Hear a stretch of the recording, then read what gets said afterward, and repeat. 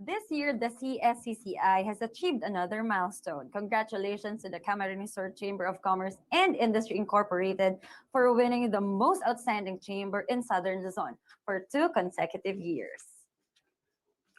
Our next talk will be facilitated by our guests from Deutz Motorgeräte Incorporated. Our first speaker, Mr. Joshua Ko, has been working with Still Philippines for almost 10 years. As the Vice President for Sales and Marketing, his advocacy to provide the right tools for farmers shows in Still's growing product range and accessories in the Philippines. Our next speaker, Mr. Michael Sobiron, has been working with Still Philippines for more than 15 years. As the regional head trainer for Still Philippines, he has experience dealing with farmers through product demonstrations. The insights from various farmers, feedback on Still products will allow him to answer any questions you may have in mind. Ladies and gentlemen, this is our talk for farmers equipment for small and medium farm. First, I would like to thank CAMSUR Chamber of Commerce and Industry for this excellent platform, which allows us to share and learn from each other. We would like to take this opportunity to showcase Still's product range for small and medium farms. Still is famously known for its chainsaw, as it took forestry work into a new age, with the iconic Stihl 070 providing jobs and livelihood to many. Over the years, Stihl has continuously invested in products designed for Asia, the goal of which is to provide high-quality products at reasonable prices. For over 90 years, Stihl have been motivated to create solutions which makes people's work easier. A quote from Mr. Hans-Peter Stihl: "We want to make people's work easier." That was my father's vision 90 years ago, and that is still our main motivation today. To date, we have products which are applicable to biosecurity and pest control, soil preparation, paddy weeding, fish feeding, and landscaping, among others. Farming is a tough job. As such, farmers appreciate products which make tough jobs easier, with faster and even better results. With the proper product, worker fatigue is also reduced. So at the end of the working day, you come home with energy left for your family. Over the next few minutes, our head regional trainer Michael will be sharing a general overview of the solutions we have to offer. Thank you for your attention. Magandang araw po sa inyong lahat. Ang unang produkto na gusto ko i-share sa inyo ay ang Stihl Mist Blower. So ito po ay may maraming pwedeng paggamitan sa ating farm. Halimbawa, kung ikaw ay merong babuyan, poultry, fish pond, makakatulong ang mist blower sa pest control, disinfection, warehouse storage pest management, at pwede rin gamitin as a fish feeding. Ang mist blower natin ay may range na pagbuga up to 48 feet, depende po sa ating model. So meron tayong apat na klase. So meron tayong pang farmer's budget, meron tayong pang professional. So isa sa mga professional natin, ang pinakamagaan na mist blower ay is R200. So napaka-comfort sa gagamit dahil sa ating compact design. So isa sa mga professional din natin yung is R420, yung 2-in-1 mist blower na wala ka nang pwedeng isipin o ikakabit na conversion kit. Kasi ito ay 2-in-1, pwede sa solution at pwede sa granules. So yung ating mist blower ay may mga accessories. Tulad ng standard nozzles natin, ULV. Ang ULV natin ay ultra low volume at meron itong tatlong nozzle sizes. Nag-uumpisa tayo sa 0.5 mm, 0.65 mm at 0.85 mm. So ano yung benefits ng ULV natin? So yung ULV natin ay napakatipid sa gamot. So halimbawa, meron kang 12 liters na chemical solution. Kaya ito mag-spray up to 4 hours. At kaya din ito mag-cover up ng 12 hectares sa isang pagtimpla ng ating solusyon. So hindi lang po yung accessories natin sa mist blower, no? So meron tayong extension tube at pressure pump na ito ginagamit sa banana plantation. So nakikita natin dyan, yung may sample picture tayo, isa sa mga picture ng ating dealer sa Davao. So may sample video tayo, no, sa fish feeding natin.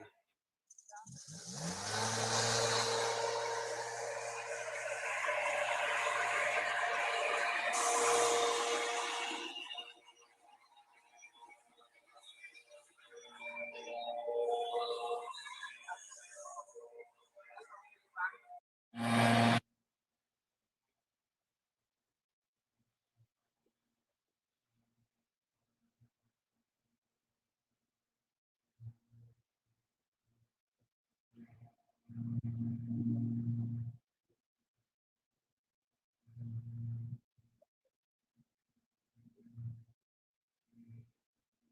so yung susunod na product na i-share ko sa inyo, yung itong ating steel na manual sprayer. So yung manual sprayer natin, is common application nito is pang indoor pest control. So sa plant care, pwede din pang fertilizers, pwede din pang herbicides at insecticides. So meron tayong iba-ibang model. So depende yan sa gusto nyo kung ilang liters. So nagsisimula tayo sa 3 liters hanggang 12 liters po. Meron din tayong mga accessories, optional. So katulad ng pressure valve natin. So ano yung pressure valve? Ang pressure valve na yan ay ginagamit para magiging constant ang pressure sa pagbuga. So para ma-reduce yung fluctuation sa application ng ating solution sa ating application rate. So meron tayong sample video.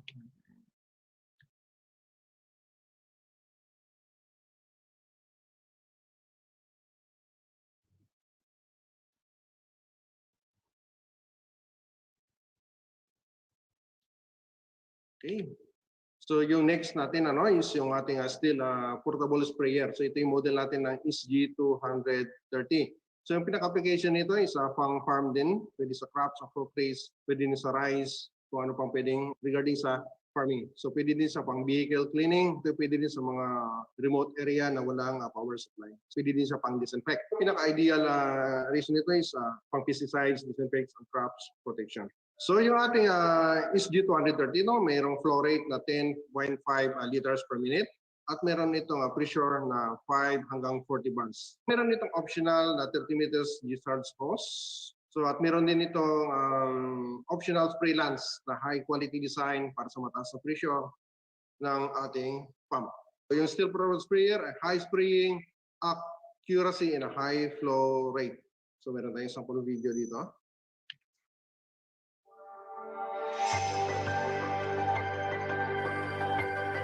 Pests are the worst enemies of crops and a nightmare for the farmer as they seriously damage the crop which has been raised with the utmost care and hard work.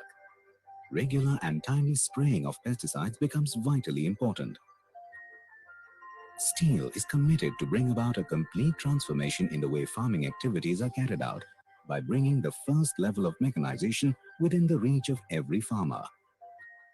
Presenting the SG230 portable sprayer, the right solution for all the spraying needs of a progressive farmer. With a large spray range and a high volume flow rate, steel portable sprayers offer superior performance that meet the high global standards.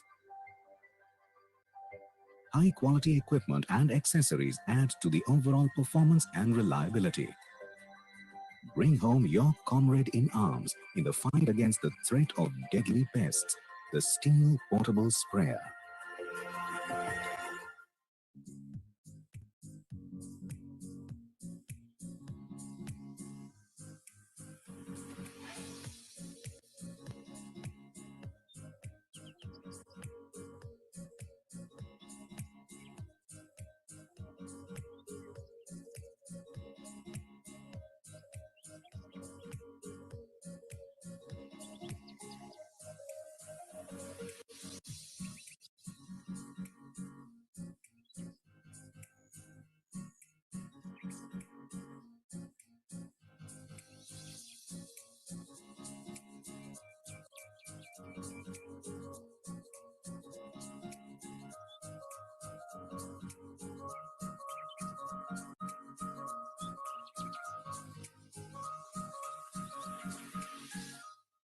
So okay, so yung next na product natin niyo ay sa portable water pump. So ito yung model natin na WP230.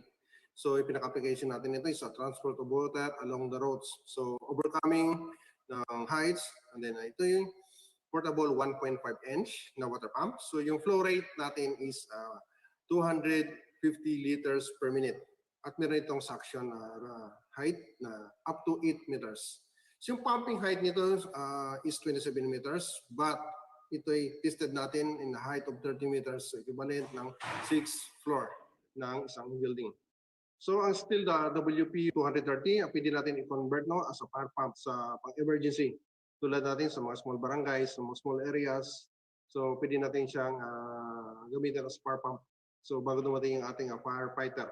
Yun yung pinaka application na unique sa ating water pump. So meron tayong sample video dito, ano?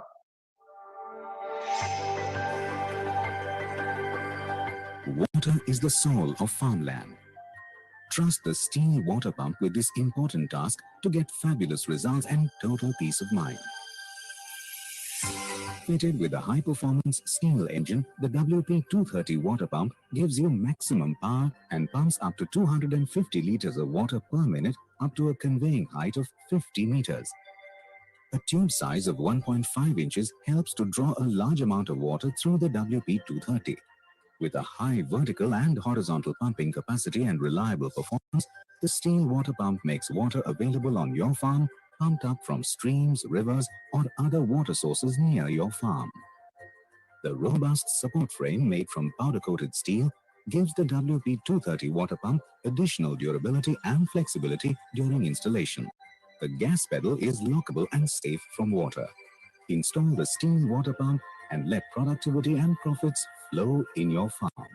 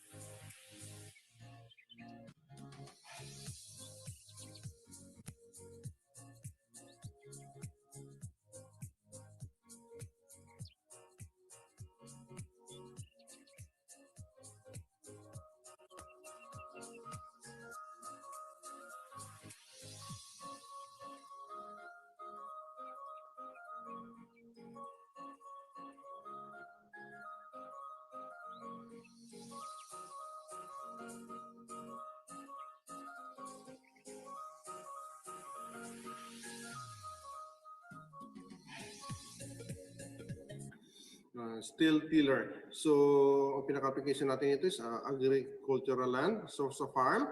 So, sa mga difficult condition and heavy soils. So, meron tayong dalawang model nito. So, meron tayong MH610 at MH710. Meron tayong mga accessories.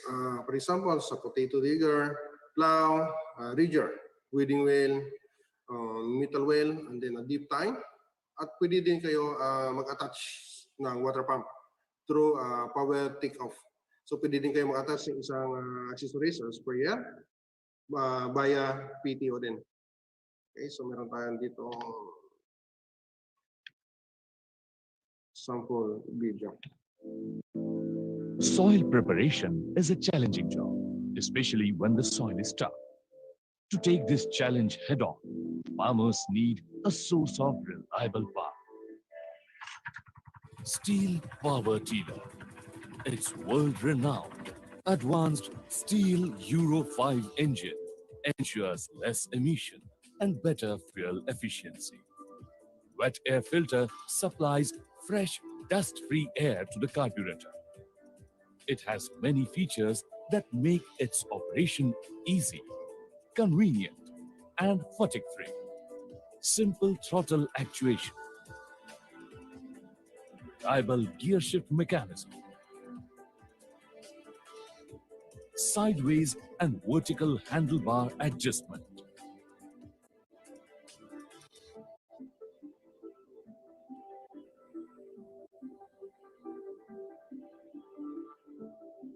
front lifting handle, robust gearbox with protective housing cover, transport and running wheels, large capacity fuel tank means you can work continuously for longer durations without any break. PTO function is best suitable for water pumping and spraying applications. Front light is provided for field operation at night. Large working width and high depth capacity helps in operations like intercultivation operation, soil cultivation, turning the soil, weeding, aerating, and making rows for plantation in the different farming fields. This means higher productivity. Steel power tiller comes in two models: MH610 6 HP, MH710 7 HP. When you are looking for a high performance, reliable power partner, look no further than Steel Power Tiller. Okay, so yung next natin na product no, is yung steel na tiller. So ito yung BC230. Ito yung pinakamaliit na version ng ating tiller. Meron siyang 200 mm o 10-inch na cultivator blades. So yung pinaka-application nito is sa gitna ng ating plantation. So okay, meron tayong sample video.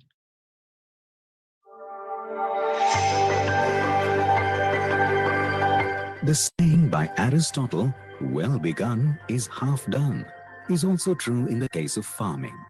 Land preparation is therefore an important function and a challenging one too, especially when the soil is tough.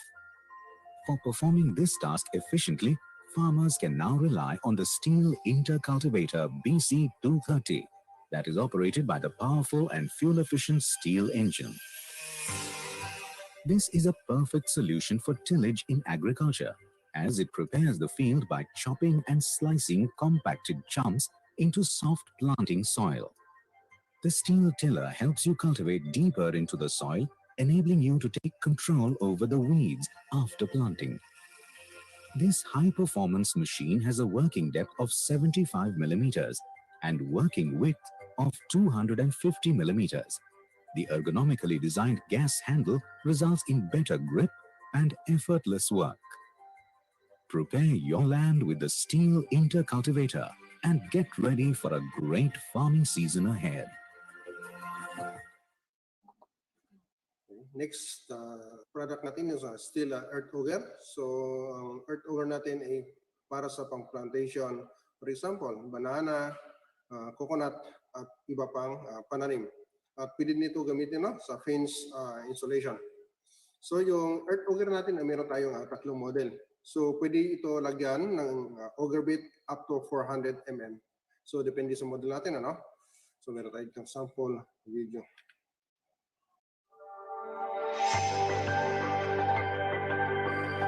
Digging holes for plantation is a cumbersome and time-consuming job that is made easy with the help of the Steel Earth Auger. This compact, power-packed one-man earth auger delivers extraordinary performance.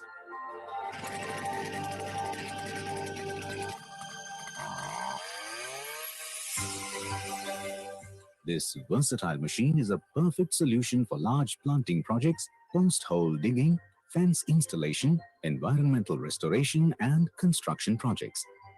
Its compact size and robust support frame make it highly portable, drilling holes up to a depth of 12 inches, aided by a 10% higher torque than other augers in its class. The drilling dimensions can be extended to 300 millimeters.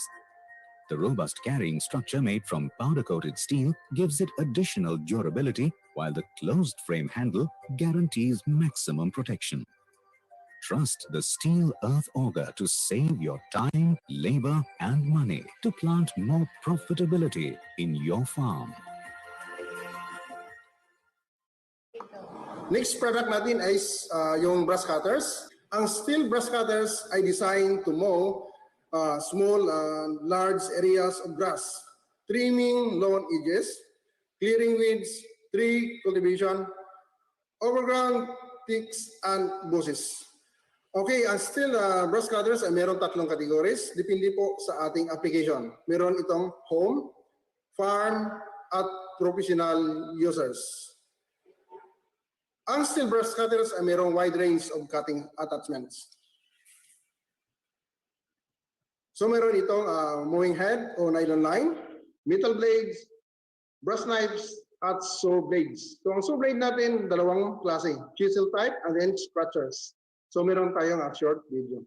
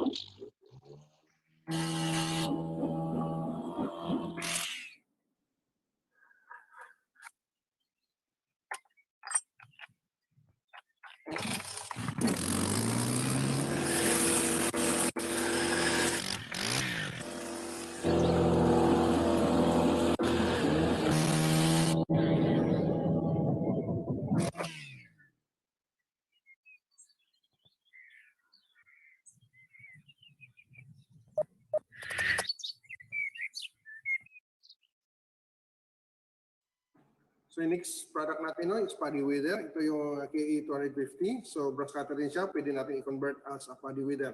So yung application natin ito is a mechanical uprooting of weeds on a paddy field.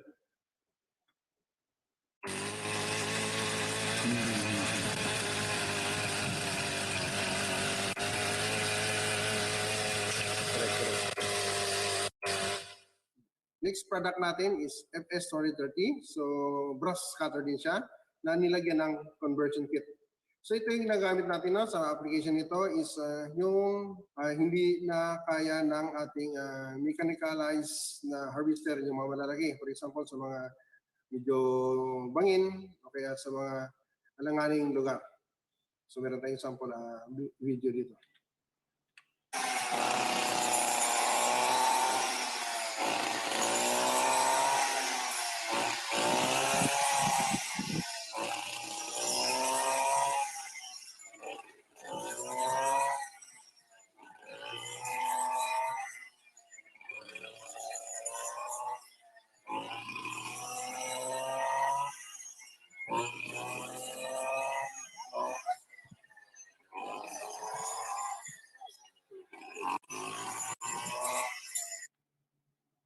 So yung next product natin is yung steel pole pruner. So ito yung HT75 natin, no? So pwede ito pang pruning ng fruit trees. So pag trimming bago dumating yung typhoon season. So to prevent ng brownout and damage sa ating power line. So ang steel pole pruner ay professional na low weight and easy to use. Great for cutting branches and height up to 5 meters. So meron siyang 1/4 feet of the saw chain for clean cutting.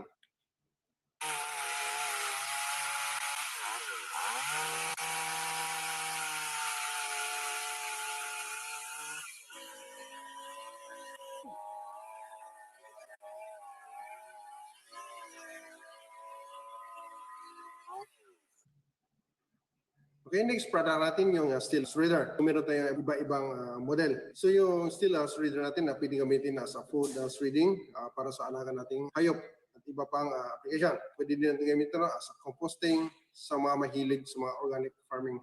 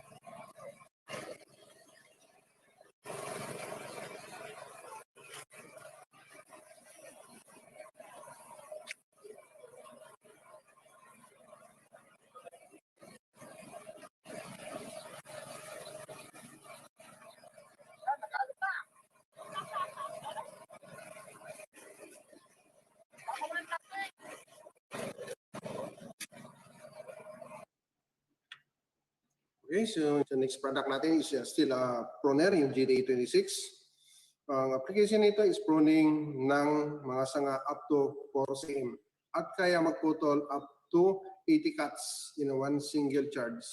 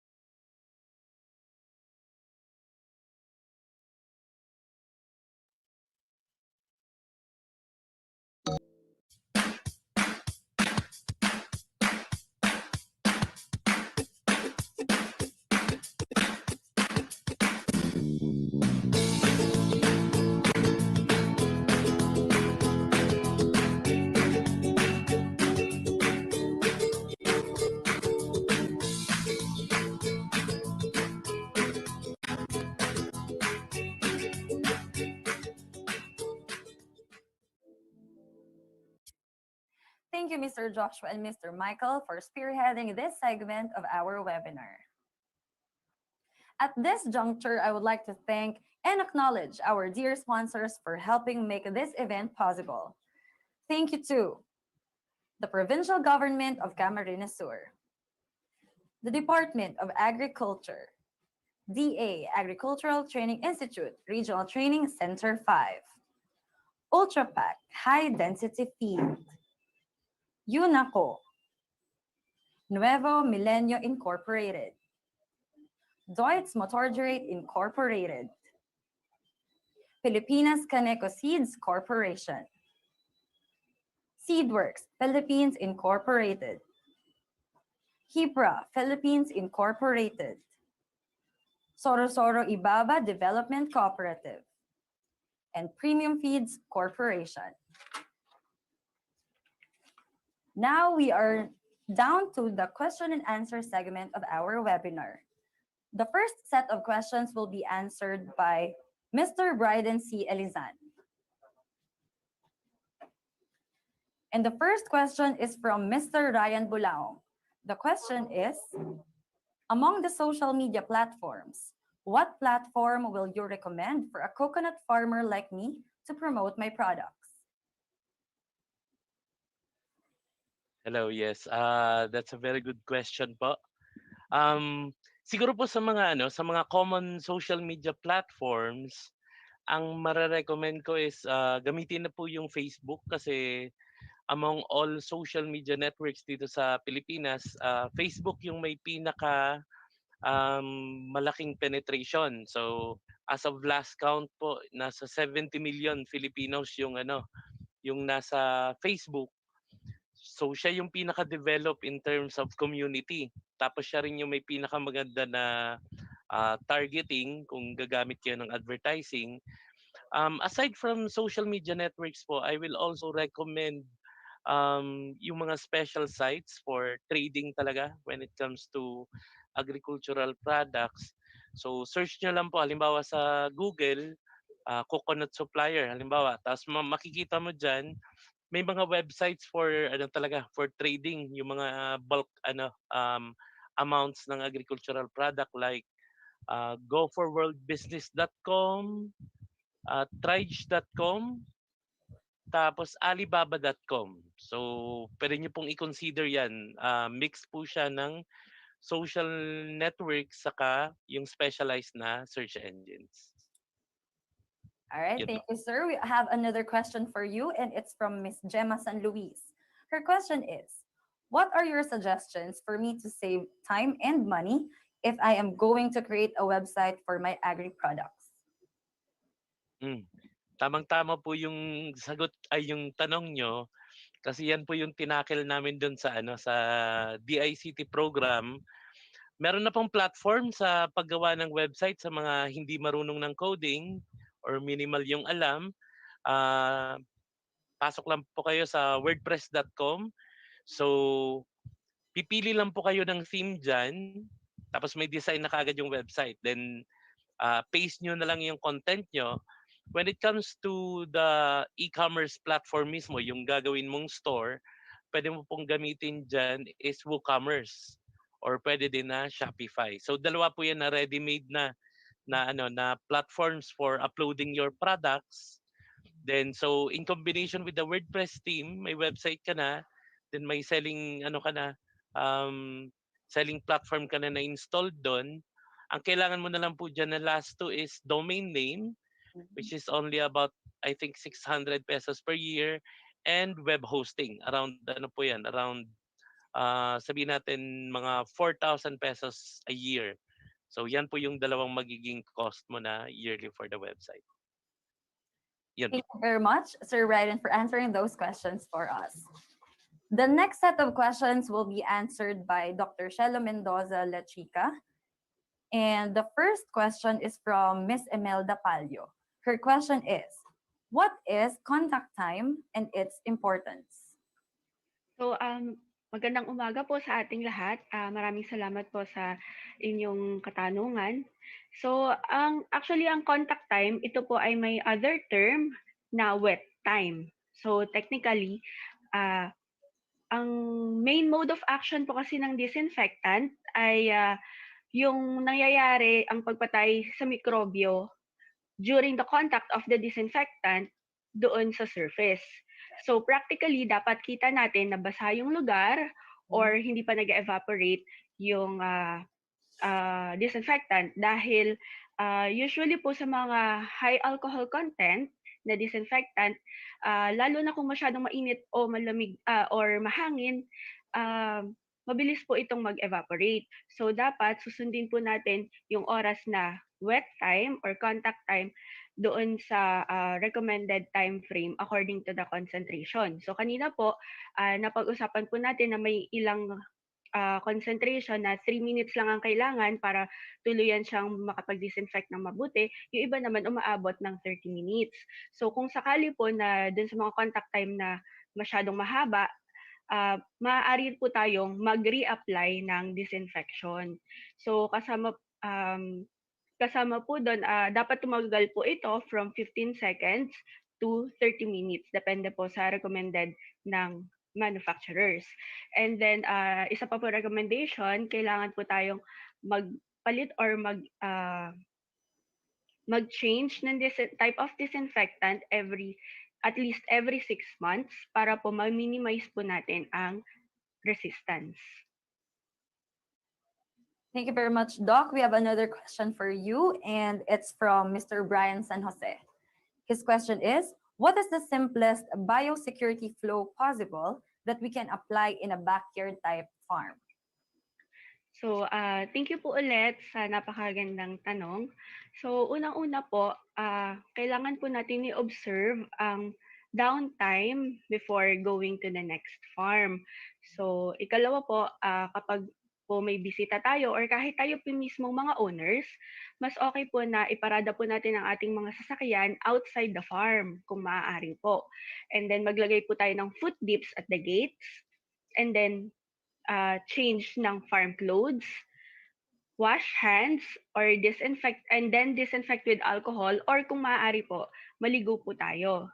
And then remove po natin yung mga unnecessary accessories like yung mga relo, kwintas, and kung kailangan po natin magdala ng cellphone sa loob, at i-disinfect din po natin ito. So pwede nating i-wipe ng kumbaga, hindi naman basa-basa, pero pwede natin i-wipe off using tissue with alcohol or yung mga wet wipes na may disinfecting capacity. And then, another po, ito po, extra label use. So, di ba meron po tayong mga alam na disinfectant na low toxicity naman po. So, pwede po nating spray yun sa thin air. So, spray lang natin and then magpa-pass through tayo or lalakad tayo doon sa under the air droplets. So, caution lang po, wag po natin hahayaang masinghot yung disinfectant or yung air droplets dahil masama po yan sa katawan natin. Ang gusto po natin is yung surface area po ng katawan natin na ay yung ma-disinfect. So, lalo na kung hindi po tayo naligo bago pumasok ng farm, mas maganda po na yung mga surfaces like yung buhok ay malagyan kahit papano ng konting disinfectant. And then kapag papasok po tayo ng buildings, siguraduhin po natin na una nating bibisitahin yung mga mas bata, papunta tayo doon sa mas matatandang edad. And then siguraduhin po natin na bago po tayo pumasok ng mga buildings, mag-foot dip po muna tayo. Tapos paglabas din po ng building na yon ay kailangan ulit nating mag-foot dip. And then ito po usual po ito sa mga nagfa-farm visit. Limitahan po natin or wag po tayong umapak sa loob ng pens or crates gamit yung mga sapatos na ipinang-iikot po natin sa farm. So yan po. All right, thank you po. And we have another question for you, Doc. It's from Miss Helen De Leon. Her question is, what is the minimum recommended downtime for every farm visit? So ito po yung sa nabanggit ko nga po yung sa downtime. Minimum of 2 days po without farm visit, without visit to other farms. So ito po ay during normal season, wala tayong outbreaks or anything na like ASF or ND or avian influenza. So some farms may also require 2 days downtown or 2 days po tayo walang contact sa marketplaces and other farms. And then 2 days po tayo magstay inside their facilities. And then for outbreak of diseases naman po, kung kailangan po talaga nating magpunta sa loob ng production area, at least 1 week po of downtime should be observed. So 2 weeks is better, pero ang best po is wag na po muna tayong pumasok sa loob ng farm. Thank you very much, Doc. And the last speaker to answer our last set of questions would be Mr. Michael Soberon. So the first question is from Mr. Jake Assis. The question is, sa ating mist blower, bakit maraming models and accessories? Ano ang magiging benepisyo nito para sa ating farmers?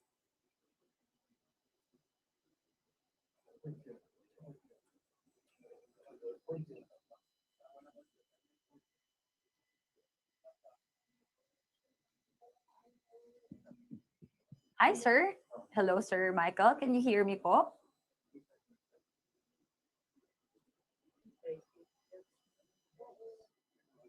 Sir Michael, can we check your audio po?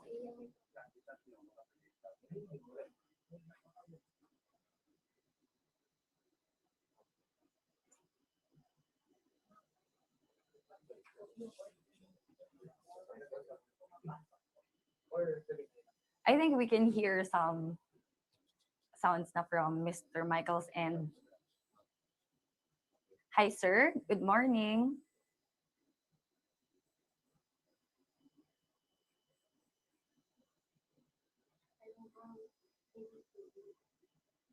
Hello, Sir Michael.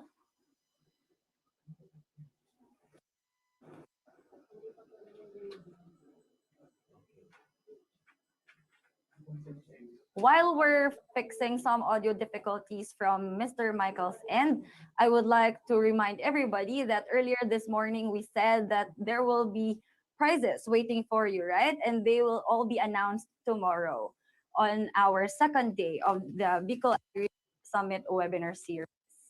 And again, may I take this opportunity to thank and acknowledge our dear friends and sponsors for making this 3-day webinar possible. Special thanks to the Provincial Government of Camarines Sur, the Department of Agriculture, DA Agricultural Training Institute, Regional Training Center 5, Ultrapac High Density Feed, UNICO, Nuevo Milenio Incorporated, Deutz Motorgrade Incorporated, Filipinas Caneco Seeds Corporation, Seedwork Philippines Incorporated, Kipra Philippines Incorporated, Soro Ibaba Development Cooperative, and of course, Premium Feeds Corporation. Now we're not yet done with our question and answer segment. We'll be back after this commercial.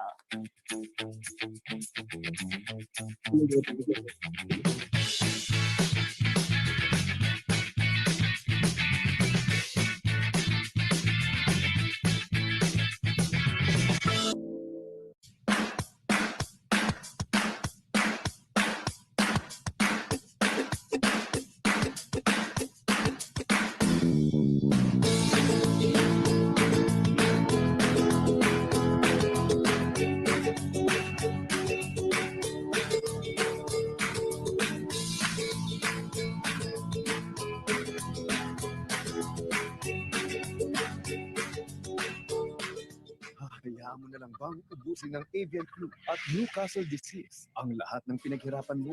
Dalilim sa mga pakpak ng Microban Avi Disinfectant. Iwas disease ang mga alaga mo. Ang Microban Avi ay scientifically formulated for birds. May tapak ng Avi Shield formula na humahagupit sa bacteria, viruses at fungi. Maghalo ng 20 ml ng Microban Avi sa 1 galon ng tubig. Safe gamitin kahit nasa paligid ang mga alaga. Microban Avi, tapang naligtas sa alaga mo. Galing Unibet, galing Unibet. Hello? Ang Ultrapac High Density Feeds ay isang premium brand na pinagkakatiwalaan ng madami nating mga kababayan na nasa pagnenegosyo ng pagbababoy. At bakit naman hindi? Dahil ang Ultrapac ay nagpapatupad ng magpit na pagsusuri upang siguraduhin ang mataas na antas ng kalidad mula raw materials hanggang finished goods.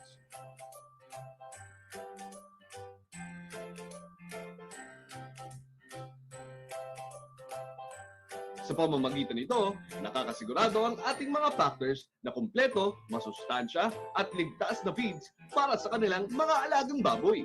Yan ang Tatak Ultra Pack.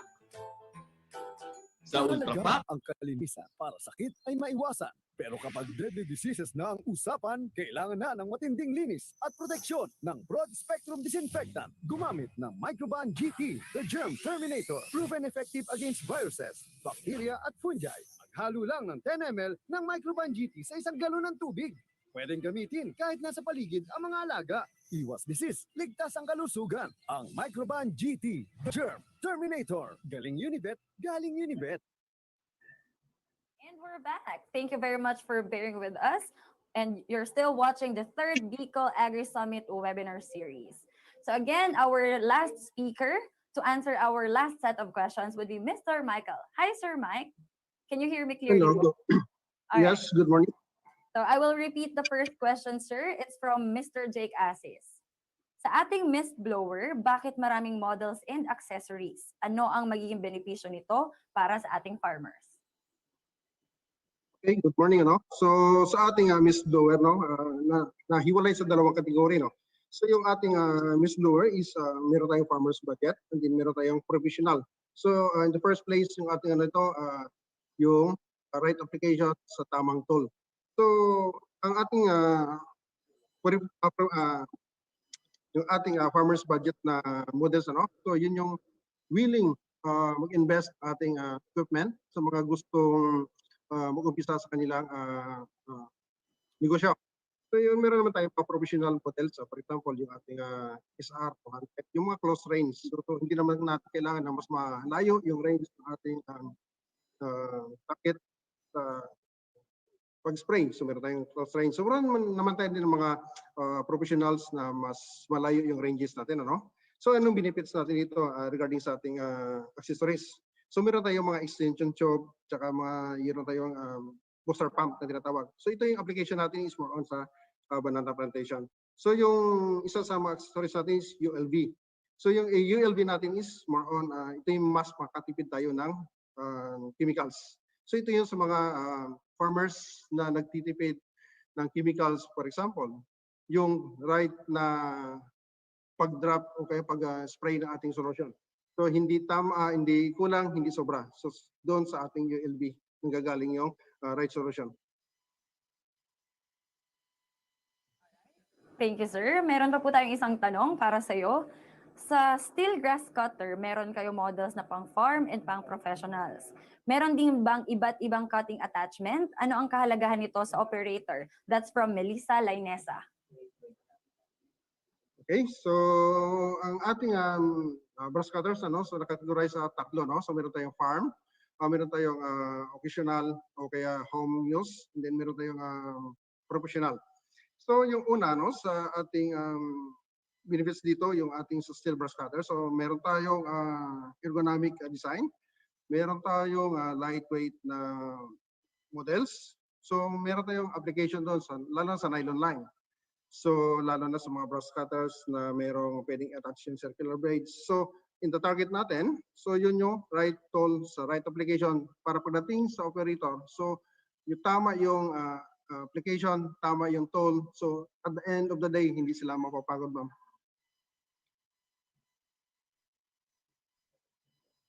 All right, thank you very much, sir. There you have it, ladies and gentlemen. That concludes our question and answer segment. I would like to thank all our speakers for that very insightful and informative answers. And of course, to our active participants by engaging through asking relevant questions. Again, we would like to thank and acknowledge our friends and sponsors for making this 3-day webinar series possible. Jos Mabalos po sa Indogabos, Provincial Government of Camarines Sur, Department of Agriculture, DA Agricultural Training Institute, Regional Training Center 5, Ultrapac High Density Feed, UNACO, Nuevo Milenio Incorporated, Deutz Motorgrade Incorporated, Filipinas Caneco Seeds Corporation, Seedworks Philippines Incorporated, Hipra Philippines Incorporated, Sorosor Ibaba Development Cooperative, and Premium Feeds Corporation. We will now proceed with the awarding of the Digital Certificate of Appreciation to all our sponsors for their invaluable support for the 3rd Bicol Agri Summit webinar series. The Camarines Sur Chamber of Commerce and Industry Incorporated, in partnership with the Provincial Government of Camarines Sur, CAMSUR Business Expo 2020, presents this plaque of appreciation to Mr. Bryden C. Elizan, owner, NGCI Online Creative Solutions, in grateful recognition for his invaluable insights, expertise, and experiences as one of the speakers in the 3rd Bicol Agri Summit, themed E-Agri Summit 2020, New Normal Farming and Marketing, given this 22nd day of October 2020 at Naga City, Camarines Sur, signed by Chairman 3rd Bicol Agri Summit, Jose L. Namoro, Chairman, CAMSUR Business Expo 2020, Kristen Carl E. Malazarte, and President CSCCI, Engineer Alexander B. Gaite. Same plaque of appreciation with the same citation is also given to Dr. Shelo Mendoza La Chica, DVM.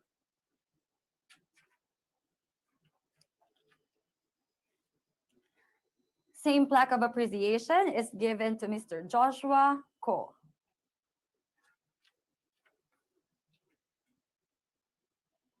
Same plaque of appreciation with the same citation is also given to Mr. Michael Soberon.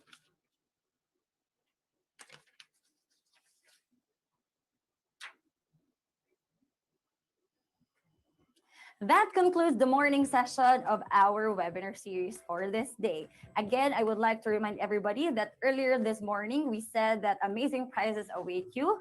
So the winners for today will be announced tomorrow. The CAMSUR Chamber Secretariat will get in touch with you regarding the details of your prizes and how you can claim it. And that concludes our morning session of our 3rd Bicol Agri Summit webinar. We hope you have learned a lot in the talks given by our experts and that you can use the additional knowledge you've gained today in your respective businesses. Thank you to our dear partners, sponsors, and guests, and to all of you who participated today. There will be breakaway sessions from our sponsors, Neovia Philippines Incorporated and Deutz Motorgrade Incorporated this afternoon. This has been your host, Cristel A. Sales. Huwag po nating kalilimutan na makilahok sa ating breakaway sessions ngayong hapon. Diyos mabalos po, mabuhay ang negosyante at magsasakang Pilipino.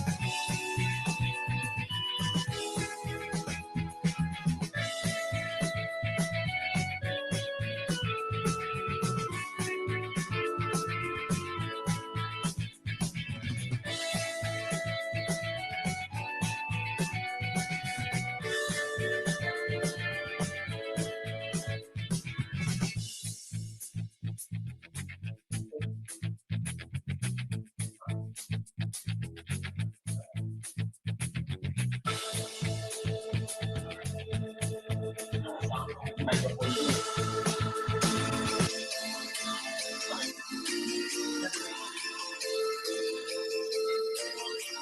leading business and investment center in the Bicol region, the province of Camarines Sur is known for its agro and agri-industrial expansion, IT innovations, and social and infrastructure development initiatives. Confidence in the local economy and the provincial government is driving entrepreneurship and accelerating financial transactions. And with sustained peace and order across community in the province, business and investors are assured of a secured environment. Sustained public investments in critical infrastructures and facilities capitalizes on the province's strategic geographic locations, expansive agricultural lands, and scenic tourism destinations, while protecting its gifted and hardworking human resources, continuously enhancing their skills, have built a local economy resilient to external shocks and threats, such as the ongoing COVID-19 pandemic. Today, the province of Camarines Sur, under the guidance of Governor Mix Villaferte, is enabling business and investment opportunities, sustaining growth and development, and transforming lives of its people and partners in a globally competitive.